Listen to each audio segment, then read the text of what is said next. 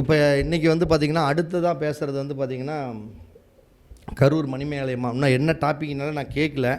அவங்க எந்த டாபிக் பேசுனாலும் கரெக்டாக தான் பேசுவாங்க. அதனால் எந்த டாபிக் பேசுனாலும் நீங்கள் சிறப்பாக பேசுங்க அப்படிங்கிற சொல்லி அவங்கள மேடை ஏற்றுறோம். அம்மா அவர்களை வருக வருக நம்ம அன்போடு வரவேற்கிறோம்.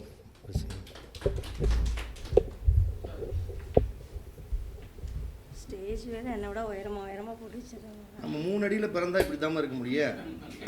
அடுத்த தடவை உங்களுக்கான ஒரு கட்டை சொன்னு செருப்பு வாங்கி கொடுத்துட்றேன், இல்லைன்னா கட்டை ஒன்று வாங்கி வச்சிடறேன். பலாக்கட்டை ஒன்று வாங்கி பலாக்கட்டை. குருவாழ்க குருவே துணை. சரவண பவ அறிவாலயத்தில் பயின்று கொண்டிருக்கக்கூடிய இன்றைக்கி நேரடியாக ஒவ்வொரு கருத்தரங்கத்துக்கும் நேரடியாக வந்து கலந்து இந்த கருத்தரங்கம் ஒவ்வொரு மாதமும் சிறப்பாக கொண்டுட்டு போயிட்டுருக்கிற ஜோதிட சொந்தங்கள் அனைவருக்கும் கரூர் அஸ்வமணி மேகலையின் அன்பான வணக்கம். திரு பரணி பாரதி அண்ணா வந்து அவரோட பேச்சே சரவெடி மாதிரி இருக்கும். அந்த வாஸ்து அந்த டிபார்ட்மெண்ட்டை விட்டு வெளில வரமாட்டார். அது ஒரு அருமையான விஷயம். அதோட ஜோதிடத்தையும் சார்ந்து சொல்கிறது இன்னும் ரொம்ப பிடிக்கும். இதில் என்னென்னா, என் டாபிக் போகிறதுக்குள்ளே ஒரு விஷயத்த சொல்கிறேன். இப்போது அவர் சொன்ன மாதிரி 3ஆம் பாவம் மேப்பை மட்டும் வச்சுக்கிட்டு வீடு கட்ட முடியாது, 4ஆம் பாவம் வேலை செய்யாது அப்படின்னார்ல. எனக்கு ஒரு சின்னதாக ஒரு விஷயம் தோணுச்சு. சத்யராஜ் ஒரு படத்தில் சொல்லுவாங்கண்ணா, எதுக்கு இடத்த பார்த்து அஸ்திவாரத்தை தோண்டி அதை கட்டி பாலக்காலை போட்டு உண்ணியாச்சனையை பண்ணி எவனோ ஒருத்தன் கட்டி வச்சு வீட்டை வாங்கிட்டு போயிட்டே இருக்க வேண்டியதானே. கல்யாணத்தை பண்ணி அதுக்கு ஒரு ஸ்டேஜை போட்டு எல்லாத்துக்கும் பத்திரிக்கை கொடுத்து ஏற்கனவே ஒரு குழந்தைய பெற்றிருக்கிறவனை கட்டிட்டு போய்ட்டு வேலை முடிஞ்சு போச்சுல.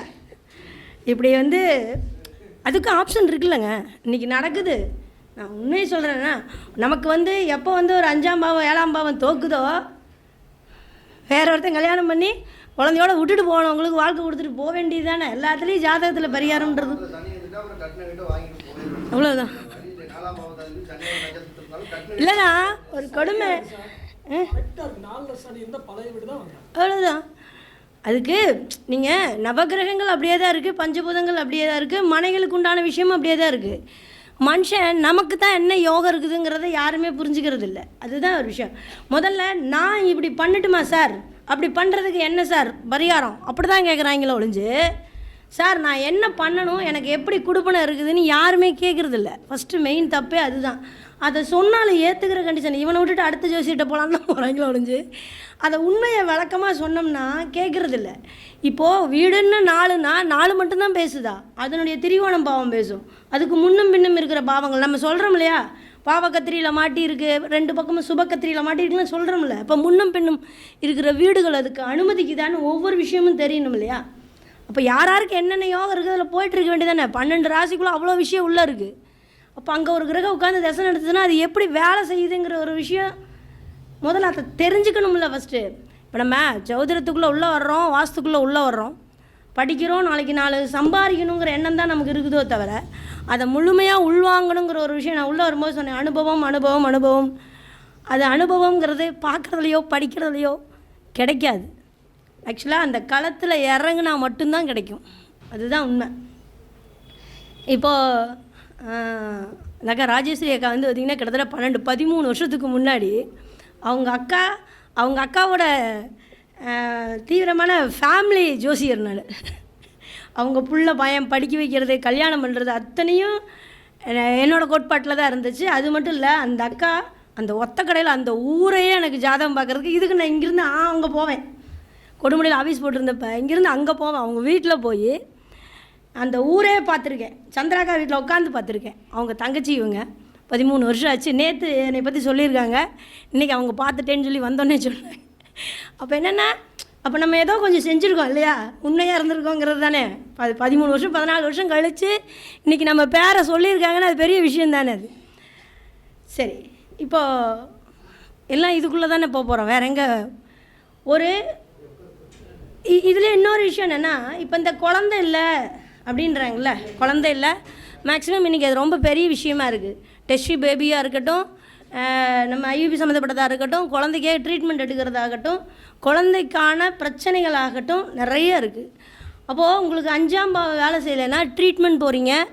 இப்போ அவர் சொன்னது தான், 4ஆம் பாவம் வலுத்துருச்சுன்னா 4ஆம் பாவம் வலுத்துருச்சுன்னா 5ஆம் பாவம் அடி வாங்கும். சிம்பிளான கான்செப்ட் தான். எந்த பாவமும் வலுத்தாலும் அதுக்கு அடுத்த பாவம் தோக்குங்கிறனால அதனால தான் வீட்டை கட்டிட்டு கல்யாணம் பண்ணுன்னா. கல்யாணம் அதாவது நம்ம வந்து கல்யாணத்தை பண்ணிவிட்டு வீடு கட்டவே முடியாது. அப்போ என்னென்னா அதுக்கடுத்து புத்திரபாக்கியம் பாதிக்குங்கிறதானே அது சொல்கிறது.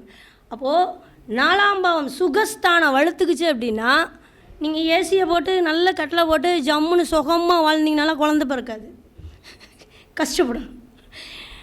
உழைக்கணும், உடம்புல உழைப்பு வேர்வின்ற ஒரு விஷயம் இருந்தால் மட்டும்தான் 5, 9ங்கிறது நமக்கு பாக்கியமாக பூர்வ புண்ணியமாக பலப்படும். இப்போ நிறைய ட்ரீட்மெண்ட்டுங்கிறது பரிகாரங்கிற ஒரு விஷயத்துக்கு போகிறாங்களோ தவிர 5ஆம் பாவம் சொல்லக்கூடிய நீங்கள் ஒன்று வேணாங்க 4 தானே, 4 வீடு தானேங்க. இப்போ வீடுங்கிற சப்ஜெக்டை பேசுனதுனால எனக்கு இந்த விஷயம் டக்குன்னு ஃப்ளாஷ் ஆச்சு, அதனால சொல்கிறேன். பாறை எங்கே இருக்குது, மலை எங்கே இருக்குது, 12 ராசிக்குள்ளே வாங்க, நீங்கள் உள்ளே வந்துடுங்க, வெளில போயிடாதீங்க. மேசத்தில் பாறை இருக்கா? சிம்மம் தாங்க பாறை, திருவண்ணாமலை தாங்க, வேற என்ன. நீங்கள் இந்த நெருப்பு தத்துவம் கிளாஸ்க்கு வந்தவருக்கு தெரியும். நெருப்பு தத்துவத்தை 3ஆக பிரிங்க.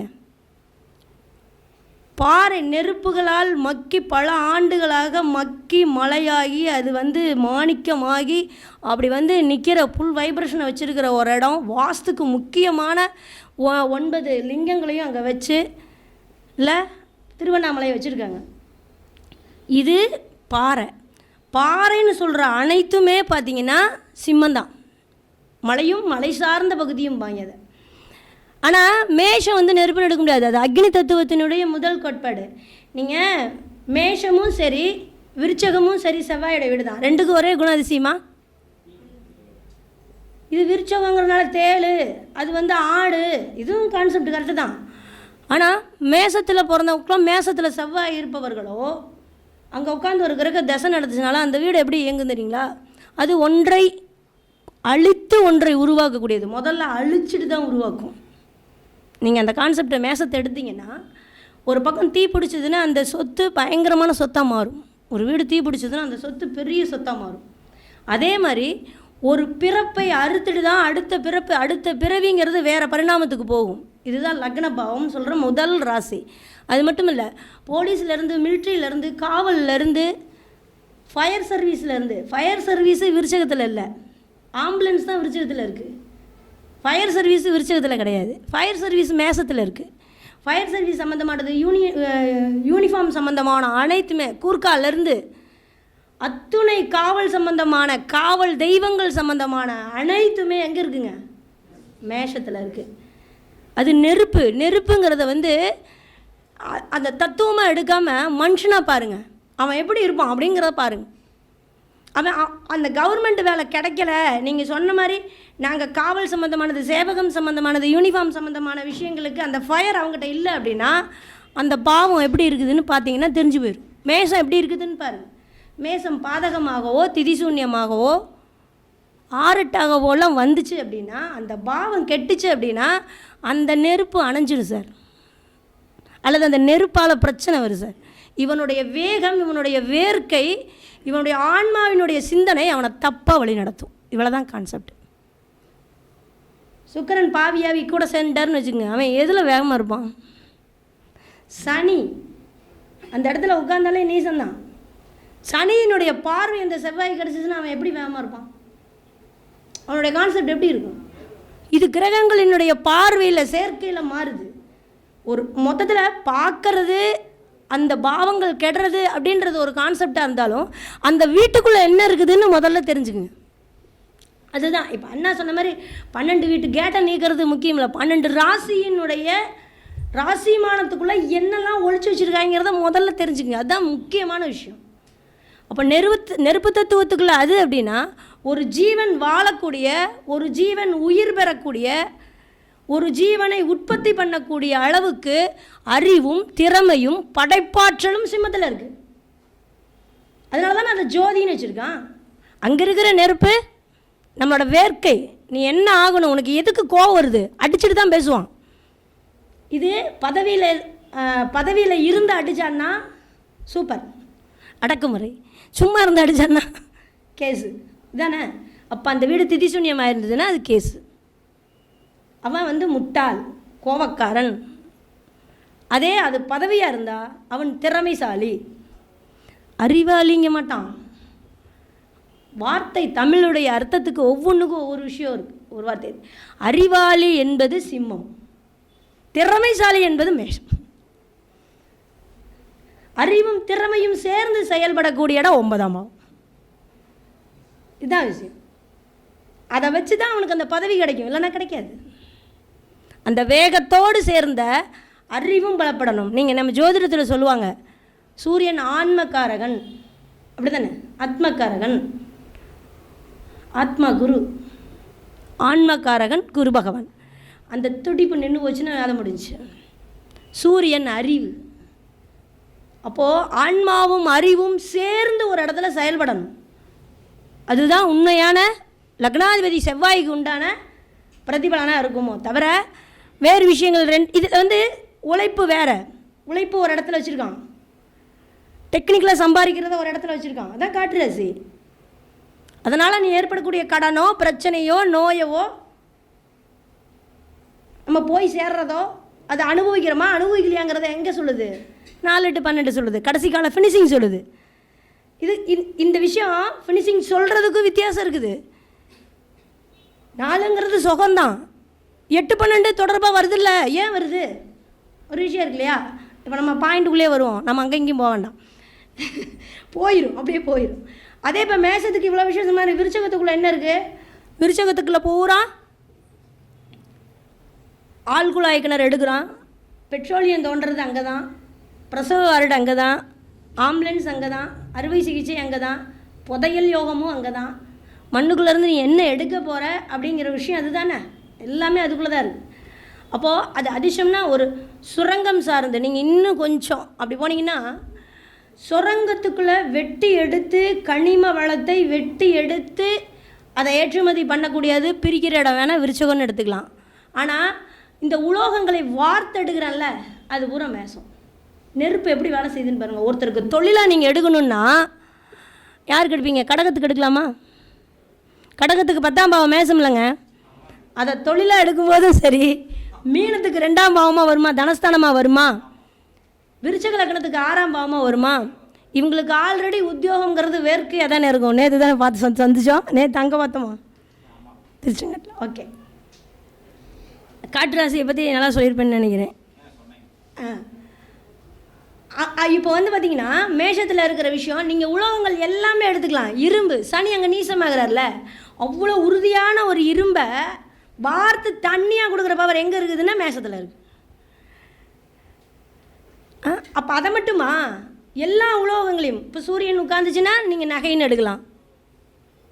சனி உட்காரும்போது இரும்பு சம்மந்தப்பட்டது. நீங்கள் பெரிய பெரிய ஆலைகள்லாம் பார்த்தீங்கன்னா உலோகங்கள் உருக்குறாங்களா, அது ஈயமாகட்டும் தங்கமாகட்டும் தங்கமண் வேலையாகட்டும், எந்த உலோகத்தை உருக்குறான் அப்படின்னாலும் மேசம் சம்மந்தப்படாமல் அந்த வேலையில் இருக்க முடியாது. இதில் அவன் ஓனராக இருக்காரா, லேபராக இருக்காரா, இல்லை வடிவமைப்பாளராக இருக்கிறாராங்கிறத அந்த நட்சத்திரம் சொல்லும். சரியா? நட்சத்திரம் இல்லை என்பதோ சாரம் இல்லை என்பதோ சொல்கிறது சிறந்த அறிவாளின்னு நினச்சிக்காதீங்க. 3 நட்சத்திரத்துக்கும் வேலை இருக்குது, அது 9 பாதத்துக்கும் வேலை இருக்குது. சரியா? அப்போது இத்தனை விஷயங்கள் ஒரு ராசி மண்டலத்துக்குள்ளே இருக்குது. சரிங்களா? இப்போது குழந்தை இல்லை அப்படின்னா 4ஆம் இடத்துக்கு 5ஆம் இடம் வேலை செய்யலை. இப்போ 4ஆம் இடத்துல அதுக்கு பரிகாரம் இருக்கும்ல. ஒவ்வொரு பாவத்துக்கும் நிவர்த்தி பாவம். நான் ஏற்கனவே ஒரு 6ஆம் பாவத்தை பற்றி இதே மேடையில் இங்கே தான் சொல்லியிருப்பேன். 6ஆம் பாவத்தை பற்றி பேசியிருப்பேன், அதுக்கு நிவர்த்தி 5ன்னு பேசியிருப்பேன். ஒவ்வொரு பாவத்துக்கும் தன் ஸ்தானத்துக்கு 12ஆம் பாவம் நிவர்த்தி பாவம் தானே. அப்படி எடுக்கும்போது குழந்தைக்கு நிவர்த்தி பாவம் இது 4 தானே. அப்போ நீங்கள் என்ன பண்ணலாம்? வீடு கட்டக்கூடாது, வீடு கட்டினா குழந்தை பிறக்காது, வீடு கட்டணும், லேபராக இருக்கணும். நீங்கள் போய் அந்த கல் மணி இங்கே எவனாவது வசதி வாய்ப்பு இருக்கிறேன் குழந்தை இல்லைன்றவன் ட்ரீட்மெண்ட் லட்சக்கணக்கில் 10 லட்சம் 20 லட்சம் கொடுத்து ட்ரீட்மெண்ட் எடுக்கிறாங்களே. ஒரு வீடு கட்டடம் முடிகிற வரைக்கும் அந்த கட்டடத்து வேலைக்கு போக சொல்லுங்கள், அவனுக்கு குழந்தை பிறக்குதா இல்லையான்னு பாருங்க. போவாங்களா? எல்லாமே ஈஸியாக கிடைக்கணும்னா எப்படி கிடைக்கணும்? உடம்புக்குள்ளே நம்மளுடைய அண்டத்தில் உள்ளதான் பெண்டத்தில் இருக்கிற பிறப்பே இனவிருத்திக்கு தானே, வேறு என்னத்துக்கு? வேறு என்னத்துக்கு நம்ம ஆணி இங்கே கழட்ட வந்திருக்கோம்? ஒன்றும் இல்லை. நல்லா சம்பாரிச்சிங்க அப்படின்னா அனுபவிக்க முடியாது, நல்லா சம்பாதிக்கிறனால அனுபவிக்க முடியாது. தொழில் செமையாக பேசுகிறவனுக்கு அந்த தொழிலில் இறங்கி வேலை செய்ய முடியாது. இது ஒரு பாவம் வேலை செஞ்சால் இன்னொரு பாவம் வேலை செய்யாது. இதுவும் ஒரு ராசி மண்டலத்தில் இருக்கிற கிரகங்கள் சொல்கிற விஷயந்தான். அதை 3 பிரிக்கிற அளவுக்கு தெரியணும். இதில் இப்போ நம்ம ஒரு கரணக்கள் நம்மளால் தூக்க முடியுமாங்க? அந்த லேடிஸ் அசால்ட்டாக தூக்கி கொண்டே போடுங்க. ஒரு கல்லை 2 கல்லை 2 பேர்த்துக்கு தூக்கி விட்டுட்டு ஒரு கல்லை தூக்கி கொண்டே போடுதுங்க அந்த பொண்ணு. அப்போது வருஷம் ஒரு குழந்தை உங்களுக்கு பிறக்கும்ல, நீங்கள் குழந்தை பிறக்கல அப்படிங்கும்போது நீட்டாக நீங்கள் கழுதைக்கு போடுறதுக்கு போய் பாருங்களேன். 3ஆவது மாதம் குழந்தை பிறக்கலன்னா என்னன்னு கேளுங்க. எங்கெங்கே இருக்க லாக்கு, எங்கே நீர் இருக்குது அத்தனையும் வடிஞ்சிடாது அந்த வெயில்ல. எதுக்கு தேவையில்லாமல் போனோம்? மிச்சமில்ல, கூலியாவது மிச்சமாகும்ல. ஒரு ஃபேஸ்மெண்ட் போடுங்க. இடமே இருந்ததுனாலும் இடம் இல்லாமல் இருக்காது. கண்டிப்பாக செய்யணும். அவ்வளோ வசதியானவங்க லேண்ட் வச்சுருப்பாங்களே, ஒரு அஸ்திவாரத்தையாவது போடணும்ல. கூட சேர்ந்து பாடுபடட்டும். குழந்தை பிறக்குதா இல்லையான்னு பாருங்கள். எதுக்கு செலவு? இதில் நம்ம சொல்லக்கூடிய இப்போ நாம் 6ஆம் பாவம் காற்று இதுங்களாம் பல சேனலில் பேசியிருக்கேன். நான் இன்றைக்கி வந்து ஆக்சுவலாக 4, 8, 12 தான் எடுக்கலான்ட்டு வந்தேன். அண்ணாவோட பதிவை கேட்டதுக்கப்புறம் அண்ணா ஒரு முக்கியமான விஷயம் வந்து நான் போன வாரத்துலைங்க ஒரு ஜாதகம் வந்துச்சு. தெற்கு பக்கம் இருக்கக்கூடிய மேற்கு பக்கம் இருக்கக்கூடிய ஜன்னல் கதவு மட்டும் எப்போவுமே நீக்கி இருக்கும். தெற்கு பக்கம் இருக்கிற ஜன்னல் சமையல் கட்டுக்கு ஆல்ரெடி இந்த இது மாதிரி வச்சுருக்காங்க. அது எப்போவுமே ஓப்பனில் இருக்கும். அந்த பக்கம் தெம்பர் சைடு இருக்கிற பெட்ரூம் காற்று வருங்கிறதுனால அந்த பக்கம் ஓப்பன் பிளேஸ், அதனால் எல்லாம் எப்போவுமே நீக்கி ஓப்பனில் வச்சுருக்காங்க. வடவர்த்து சைடு இருக்கக்கூடிய அனைத்து ஜன்னலும் ஓப்பனே கிடையாது, நீக்கிறதே கிடையாது. ஓகேங்களா? நல்ல வருமானம் வருது, லக்ஸரியாக எல்லாமே வருது. ஆனால் சுப விசேஷங்கள் எதுவுமே அந்த வீட்டில் நடக்க முடியல. பிரச்சனையாகவே தான் இருக்குது. அப்போ காசு வர்ற அளவுக்கு பிரச்சனைகள் வருது. வெளி உலகத்தில் பேர் வர்றது வேறு. அந்த வீட்டில் ஒரு சுப விசேஷங்கள் அடுத்தடுத்து நடக்கிறதுங்கிறது ஒன்று இருக்கு இல்லையா? அப்போ என்னடா அப்படின்னு பார்த்தா இது ஜாதகம் தாங்க நம்ம பார்க்குறோம். நம்ம நேரில் கூட போய் பார்க்குறதில்ல. இப்போ இது நல்லா தான் இருக்குது, ஜாதகம் நல்லா தானே இருக்குது இல்லைங்க. ஒரு கல்யாணம் ஒரு பொண்ணு கூட வரலைங்க, ஒரு மாப்பிள்ளை கூட வரலைங்க. பொண்ணை வச்சுட்டு மாப்பிள்ளை வரலைங்கிறாங்க சார். 29 வயசு வரைக்கும் ஒரு மாப்பிள்ளை கூட வரலைங்கிறாங்க சார். எனக்கு ஆச்சரியமாடா பாவிலா, பொண்ணு கிடைக்காம அழைச்சிட்டு இருக்கோம். நீங்களே எங்கடா இருக்கீங்க? எங்கள் ஊரில் தான் ஃபுல்லாக வீட்டில் தான் இருக்குது, இது வரைக்கும் எந்த ஜாதகமும் வந்தது இல்லைங்கிறாங்க. அப்புறம் பார்த்துட்டு கொஞ்சம் அந்த குரு வீடு 159ன்னு சொல்லக்கூடிய சூரியன் வீடு குரு வீடெல்லாம் பாதிச்சிருந்துச்சு. மாந்தி உட்காந்துருந்துச்சு, கேது உட்காந்துருந்தது. சும்மா இது சட்டுன்னு எனக்கு தோணுதுங்க. வாஸ்துல நம்ம பிரபஞ்சம், நம்ம ஜாதகத்தை எடுத்து வச்சுட்டு இந்த நவக்கோள்கள் பிரபஞ்சங்கிறோம்ல, ஒரு வீடு கற்ற வரைக்கும் அதெல்லாம் அது வரைக்கும் மனையும் வாஸ்து மட்டும்தான் பேசும், கல் மண் மட்டும்தான் பேசிகிட்டு இருக்கும். என்னைக்கு இந்த நவக்கோள்கள் 9 திசையும் பேச ஆரம்பிக்குது அப்படின்னா கிரகப்பிரவேசத்தில் தான் பேச ஆரம்பிக்குது. உண்மையானா? அதுக்கு முன்னாடி உங்கள் ஜாதகத்தில் இருக்கிற அமைப்பு தான் பேசிகிட்டு இருக்கும். அந்த வீடு எப்போ பேச ஆரம்பிக்குது, அந்த வீட்டுக்கு எப்போ உயிர் வருதுன்னா கிரகப்பிரவேசத்தன்னைக்கு தான் வரும். அதனால தான் முகூர்த்தம் வீட்டுக்கு கரெக்டாக பார்த்து குறிக்கணும் அப்படிங்கிறது முக்கியம். ஒரு வாஸ்து நிபுணர் கண்டிப்பாக ஜோதிடமும் தெரிந்திருக்க வேண்டும் அப்படிங்கிறது தான் முக்கியமான விஷயம். அப்போது நல்லபடியாக வீட்டை பார்த்து நல்ல மனையடியை பார்த்து கிரகப்பிரவேசங்கிற ஒரு விஷயத்தை முகூர்த்தத்தை அதற்கு உண்டான பாவங்களுடைய சுகஸ்தானம் பாதிக்கப்படாமல் குறித்து தான் நம்ம கிரகப்பிரவேசத்துக்கு உள்ளே போகணும். அப்போ அந்த கிரகங்களுக்கு உயிர் வந்த பிறகு தான் அந்த வீடு நம்மளை பாதுகாக்க ஆரம்பிக்கும், பேச ஆரம்பிக்கும். அப்போ நீ எங்கே படுக்கிற, நீ என்ன பண்ணுற, எதை ஓப்பன் பண்ணுற, என்ன கலர்ஸ் யூஸ் பண்ணுற, இதை வச்சு தான் அந்த கிரகம் அதிகமாக வேலை செய்ய ஆரம்பிக்கும். ஒன்றும் இல்லைங்க, நல்லெண்ணெயிலேயே தீபம் போட்டுக்கிட்டே இருந்தீங்கன்னா வீட்டில் நரம்பு தளர்ச்சி வருன்றான். நரம்பு தளர்ச்சி எங்கேருந்து வர வேண்டாம், ஒரு ரூமில் நீங்கள் நல்லெண்ணெயில் தீபம் போட்டுக்கிட்டே இருந்தீங்கன்னா காலத்துக்கும் டெய்லியும் தீபம் போட்டுட்ருக்கீங்க, நல்லெண்ணெயில் போடுறீங்க, நரம்பு தளர்ச்சியும் ஆஸ்மாவும் தானாக வர ஆரம்பிச்சிடும்.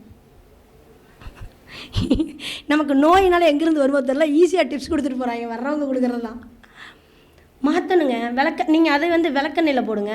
கொஞ்ச நாளைக்கு கேதுவனுடைய பவர் நெகட்டிவ் தாட்ஸ் போட்டும் வென தீரட்டும். கொஞ்ச நாளைக்கு நெய்யில் போடக்கூடாதுன்னு ஐயர் பூரா சொல்லுவான். வீட்டில் நெய்யில் போடாதீங்க அப்படிமா, நம்பாதீங்க, நெய்யில் போடலாம். 50 கிராம் நெய் ஒரு டன் ஆக்சிஜனை சுத்தப்படுத்துது. நெய் தான் சுத்தப்படுத்துது. அதனால தான் ஹோமங்கள் பூராமே நெய்யில் போட்டு அந்த வீடு ஒரு வருஷத்துக்கு தனப்பிராப்தத்தோடு நிம்மதியான தூக்கத்தோடு இருக்கிறதுக்கு வருஷம் இருக்கா ஒரு ஹோமம் பண்ணுங்கிறோம்ல. எதுக்கு பண்ணுறோம்?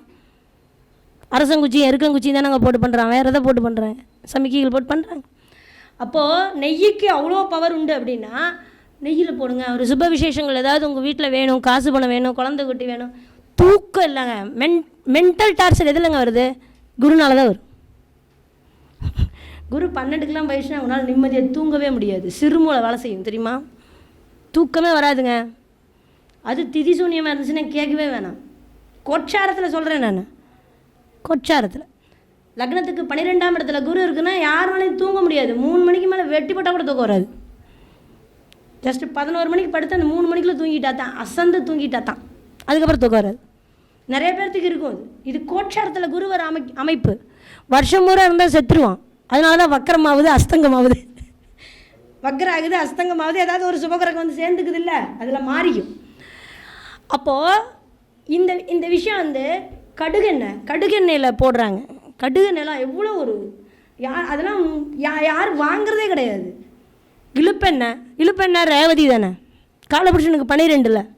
இப்போ இழுப்பெண்ணெய் இது எல்லாமே வந்து பார்த்திங்கன்னா 5 எண்ணெயில் கலந்து போடு அப்படின்னா 5 எண்ணெயை மிக்ஸ் பண்ணி தீப எண்ணெயில் போட சொல்லலை. 5 எண்ணெய் ஒன்றா ஊற்றிலாம் போட சொல்லலை. போடுங்க. உங்களுக்கு என்ன தேவையோ அந்த எண்ணெயை யூஸ் பண்ணுங்கள். ஒரே எண்ணெயை யூஸ் பண்ணுறீங்க. அது என்ன புருஷனா இல்லை கட்டின வீடா? ஒன்றை தான் யூஸ் பண்ணணுங்கிறதுக்கு என்ன தானே மாற்றி மாற்றி பண்ண பெண்ணை மோசமாக போச்சு. அதனால் நான் என்ன சொல்கிறேன், சில விஷயங்களை மாற்றவே கூடாது. சில விஷயங்களை மாற்றி மாற்றி தான் செஞ்சாலும் வேறு வழி இல்லை. அப்போது நான் என்னை பொறுத்த வரைக்கும் என்னென்னா, ஒரு சின்ன விஷயமா இருக்கும், அதை அவங்களுக்கு ஃபாலோ பண்ண தெரியாமல் இருக்கும். இதுக்கு சொல்கிற மாதிரி இப்போ நான் என்ன சொன்னேன், அந்த வடக்கு புறம் இருக்கக்கூடிய ஜன்னல்களையும் சமையல் கட்டுக்கு தெம்பரது சைடு இருக்கிற வென்டிலேட்டர் வந்து ஓப்பனில் இருக்குதோ தவிர அந்த சமையல் கட்டுக்கு இந்த பக்கம் இருக்கிற ஜன்னல் சாத்தி இருக்குது. ஏன்னா அங்கே வந்து என்ன வச்சுருக்காங்க, இந்த கரண்டிலாம் வைக்கிறோம்ல அந்த இதை வச்சுட்டாங்க, அது ஓப்பன் கிடையாது. அப்போ சுக்கிரனும் வேலை செய்யலை, குருவும் வேலை செய்யலை, புதனும் வேலை செய்யலை. எங்கிட்டிருந்து பொண்ணு வரும், எங்கிட்டிருந்து மாப்பிள்ளை வரும், கல்யாணம் நடக்கும். வீடு நல்லா இருக்குது, ஆஸ்தப்படி இருக்குது, குருபலனும் இருக்குது. ஏன் வரல நம்ம வீட்டுக்கு அப்படிங்கும்போது அதை ஓப்பன் பண்ணோடனே எல்லாமே வந்துருச்சு. அடுத்து அதை ஓப்பன் பண்ணோடனே என்னமோ அண்ணன் சொன்ன மாதிரி கேட்டை ஓப்பன் பண்ண மாதிரி வரிசையாக மாப்பிள்ளையே வருது. இப்போ சின்ன விஷயந்தான். அப்போ இதுக்காக இன்னொரு விஷயம் சொல்லலாம். நம்ம ஜோசியர் தான், வீடு உனக்கு சொந்த வீடு ஆகாது, 5-9 கெட்டு போச்சு, முதல்ல பூரி இதுட்டு வெளில போ. இது ஒரு கான்செப்டில் வருதா? அவங்களுக்கு ஊடு அமையிறதே பெரிய விஷயம். இப்படியும் ஒரு கேட்டகரி இருக்குது. இதில் இப்போ நம்ம நெருப்பு தத்துவத்துக்குள்ளே இவ்வளோ ஒரு விஷயத்தை உள்ளே வச்ச மாதிரி சிம்மத்துக்குள்ளே எவ்வளோ ஒரு விஷயம். சிம்மங்கிறது ஒரு அருவிச்சுடர் மட்டும்தானே அதுக்குள்ளே நான் என்ன சொன்னேன், ஒரு ஜீவனை, ஒரு ஆத்மாவை, எரியக்கூடிய ஜோதியை உற்பத்தின ஒரு குழந்தை உற்பத்தி ஆகணும்னா சரியான டெம்பரேச்சர் அந்த உயிர் அணு உற்பத்தி ஆகி அது குழந்தையாகி உருவெடுக்கிறதுக்கு உண்டான அமைப்பு அப்படிங்கிறது சரியான ஹீட்டு டெம்பரேச்சர் இருக்கணும். அப்போ தானே அந்த குழந்தை அது பாட்டுக்கு உருவாகும். இது எல்லாமே அங்கே இருக்குது. இப்போது இதே விஷயம் 9ஆம் இடத்துக்கு வந்துட்டிங்கன்னா இப்போ அந்த இடம் பாதிச்சுது அப்படின்னா தான் பிரச்சனை. நம்ம லக்னத்துக்கு 1-5-9 சிம்மம் திரிசூன்யம் ஆயிடுச்சு, பாதகஸ்தானம் ஆயிடுச்சுன்னு எங்கள் துலாம் லக்னம் பாதகஸ்தானம் ஆயிடுச்சு அப்படின்னா உத்தரஸ்தானத்தில் ஒரு கேள்விக்குறி. அவன் எத்தனை குழந்தை பெற்றிருந்தாலும் அதை பற்றி கவலை இல்லை.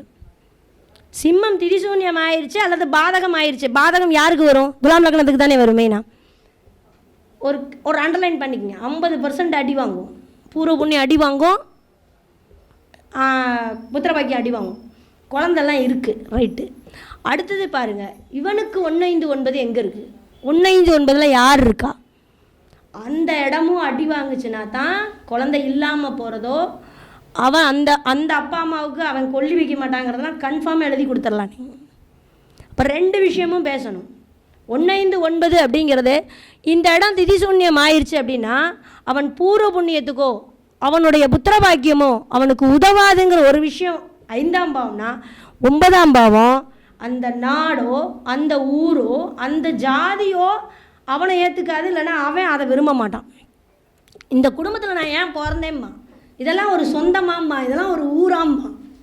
புதுசாக எங்கள் ஊரில் கரூரில் இப்போ சொல்கிறாங்க, கரூரில் மாப்பிள்ளையே வேண்டாங்கிறாங்க. ஏன்னு தெரிய மாட்டேங்குது. கரூர் மாப்பிள்ளைங்களாம் வேண்டாங்கிறாங்க. அப்படியே கரூர் மாப்பிள்ளையாக இருந்தாலும் வெளியூரில் தான் இருக்கணுமா, உள்ளூரில் இருக்கக்கூடாதான். அது ஏன்னு அதோட தெரியல. ஏன்னா அந்தளவுக்கு ஒரு சொகுசு அப்படின்ற ஒரு விஷயம் அங்கே பேச ஆரம்பிச்சிருச்சு. உழைக்காமல் சம்பாதிக்கிறதுங்கிறது அதிகமாக வர ஆரம்பிச்சிருச்சு இல்லை? உழைக்காமல் சம்பாதிக்கிறது தானே எல்லாமே பிளான் பண்ணுறோம். உழைச்சி சம்பாதிக்கிறதுக்கு யார் பண்ண? அவர் அழகுன்னு சொன்னார். ஒரு அழகான ஒரு விஷயங்கள், பழமையான விஷயங்கள் ரசிக்கத்தக்கது. அழகுங்கிறது கொஞ்ச நேரத்தில் 10 நாளில் மாறி போகுது அப்படின்றாங்க. நீங்கள் என்னமா சொல்கிறீங்க? எங்கே இருங்க பக்தியில் பக்தி சேனலுக்கு என்ன பக்தி டக்குன்னு வர மாட்டேங்குதே. பக்தி சேனல்லண்ணா போய் பேட்டி கொடுத்தேன். அது நேஷ்னல் சேனல். திடீர்னு அவனாக கூப்பிட்டான். முதல்ல போனால் 1 லட்ச ரூபா கேட்டிருந்தாங்க. இப்போ அவங்களாம் கூப்பிட்டாங்க. 2 தடவை போனேன். 2வது தடவை என்ன பண்ண தெரியுமா? மேம் சூப்பர் மேம், நீங்கள் சொல்கிற கருத்து, நீங்கள் சொல்கிற ஜோசியம் இதெல்லாமே ஃபயர் மாதிரி இருக்குது மேம். நீங்கள் என்ன பண்ண தெரியுமா? அடுத்த தடவை வந்து நீங்கள் ஃபேஷியல்லாம் பண்ணிட்டு வாங்க அப்படியே சொல்லிட்டான். நான் பார்த்து நீங்கள் எல்லா மேடையிலையும் பேசினதையும் நான் பார்த்துருக்கேன், ரசிச்சிருக்கேன். ஆனால் அப்போனா தலையை கீழே போட்டுகிட்டே பார்த்தீங்களா சார் என்னை பார்க்காமன்னு? நான் சொல்கிறேன்னே, அழகு அப்படின்ற ஒரு விஷயமோ மூஞ்சி பளிச்சுன்னு இருக்கிற விஷயமோ. இப்போ நீங்கள் நல்லா பேச கூப்பிட்ருக்காங்க. நேற்று திருச்செங்கோடு போனோம், இன்றைக்கி இங்கே வந்தோம். இன்னும் 2 நாளாக பார்க்கல. இன்னும் 2 நாளைக்கே இந்த 2 நாளில் டாலி பண்ண 4 நாள் தேவைப்படும் இல்லையா? இதில் நான் மேக்கப் போய் அதுக்கு தகுந்த சாரீ அயன் பண்ணி சாரீ செலக்ட் பண்ணி புது ஜாக்கெட் தைச்சு அதுக்கு மேட்சாக வலையெல்லாம் வாங்கி போட்டுட்டு அங்கே போய் நான் பேசினேன்னா எனக்கு எத்தனை நாள் தேவைப்படும் நினைக்கிறேன் சார்? அப்படி கெடுத்து வச்சுட்டாங்க சார்.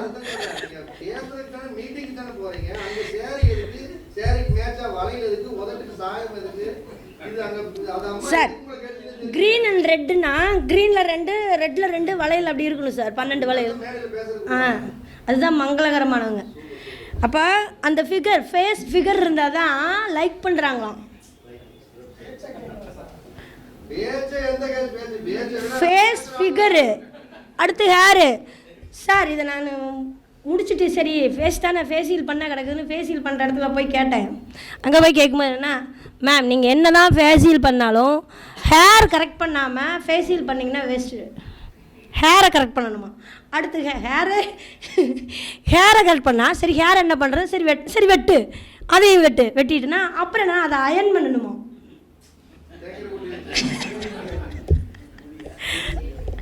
சரியா? ஸ்ட்ரைட் பண்ணணும், அயன் பண்ணணும்.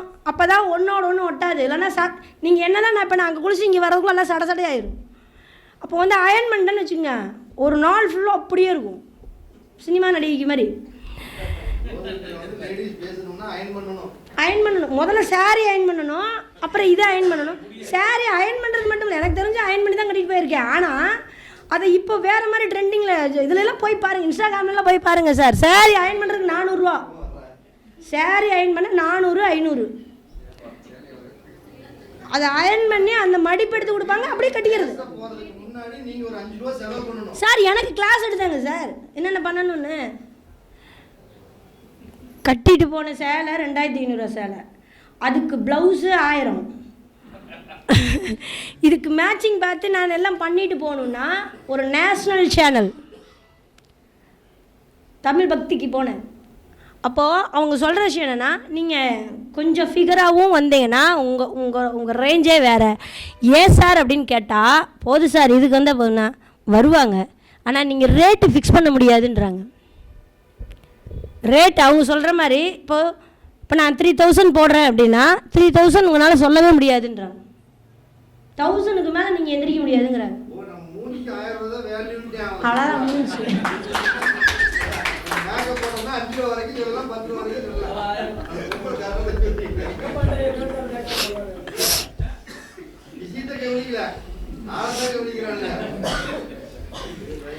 ஜோசியம் எதை நோக்கி போகுதுன்னு ஒரு நிமிஷம் எனக்கு தூக்கமே வரல. அன்னைக்கு நைட்டு வந்தேன். அன்னைக்கு நைட்டு தான் பொன்னையாசாமி அங்கே கிளாஸ் எடுத்துகிட்டு இருக்கார்ல பொன்னையாசாமி வந்து, சாமி ஆமாம் நீ இந்த 300 ரூபா சேலையை கட்டிட்டு போன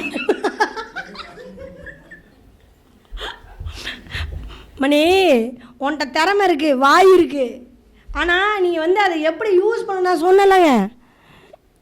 நம்மகிட்ட வேகம் மட்டும்தான் இருக்குது, அறிவில்லை. எங்கே எப்படி பயன்படுத்தணும்னு நமக்கு தெரியல. அப்போ தான் இங்கே வந்து 6ஆம் பாவத்தை பற்றி பேசுங்க, ஒரு 6ஆம் பாவம்னு கொடுத்தா 2.5 மணி நேரம் பேசினேன் இல்லையா? 2.5 மணி நேரம் பேசினா நான் இது எப்படி கட் பண்ணி போடுறதுன்னு கேட்டார். அதே அங்கே போய் உட்காந்து அது அவங்களுக்கு தேவையில்லை. அங்கே போய் நம்ம அதை அப்படி பேச முடியாது. அவங்களுக்கு தேவை என்ன தெரியுமா? உனக்கு பணம் வரணுமா, என்ன பண்ணணும், ஒரு டிப்ஸ். புள்ள பிறக்கணுமா, ஒரு டிப்ஸ். கல்யாணம் ஆகணுமா, ஒரே டிப்ஸ், ஒரே பரிகாரம். 1 லட்ச ரூபாயும் கொடுக்குறேன், 3 லட்ச ரூபாயும் கொடுக்குறேன், ஆனால் நடக்கணும். 3 லட்ச ரூபா கொடுக்க ரெடியாக இருக்காங்க. அவங்க நம்ம சொல்கிற டைமுக்கு அந்த பரிகாரம் நடக்கணும். அது எப்போ பிறக்கும், எப்படி பிறக்கும், அது சொல்லணும். அப்போ இந்த ஜோசியத்தை கற்றுக்கிறதுக்கு தனியாக ட்ரைனிங் எடுக்கணும் நம்ம. ஆனால் நம்ம காலபுருஷ தத்துவத்துக்குள்ளே உனக்கு அவங்க ஜாதகத்துக்குள்ளே இதுதான் விதி, உங்கள் ஜாதகத்தை பார்த்து தாங்க சொல்ல முடியும். ஒரு வீடு வாஸ்து சரி, ஆனால் சத்தியமாக இப்படி தான் கேட்டாங்க என்ன வந்து ஆப்போசிட்டில் இன்டர்வியூ எடுப்பாங்கள்ல, சார் ஒரு வீடு வாஸ்து சரியில்லை, போயிட்டோம், வாடகைக்கு போயிட்டோம். வாடகைக்கு போனதுக்கப்புறம் அந்த வீட்டில் வந்து பிரச்சனையாக இருக்குது, பணம் வரல. பணம் வர்றதுக்கு அந்த வீட்டில் ஹாப்பியாக இருக்கிறதுக்கு எதை மாற்றி வச்சா சரியாகும்? ஒரு இன்டர்வியூ. வாஸ்தை பற்றிலாம் எங்களுக்கு தேவையில்லை, அதுக்கெல்லாம் நிறைய பேர் உள்ளே இருக்காங்க, வாஸ்துக்காரங்களாம் நிறைய பேர் வந்துட்டு போகிறாங்களாம். அதை நீங்கள் பேசாதீங்க. நீங்கள் பாரம்பரிய ஜோதிடர். ஒருத்தவங்களுக்கு வீட்டில் சந்தோஷம் அதிகமாகணும், பணம் வரணும்னா வீட்டுக்குள்ளே என்ன பொருள் வைக்கணும், என்ன பொருள் வைக்கக்கூடாது, ஸ்பாட்டில் கேட்குறேங்க சார்.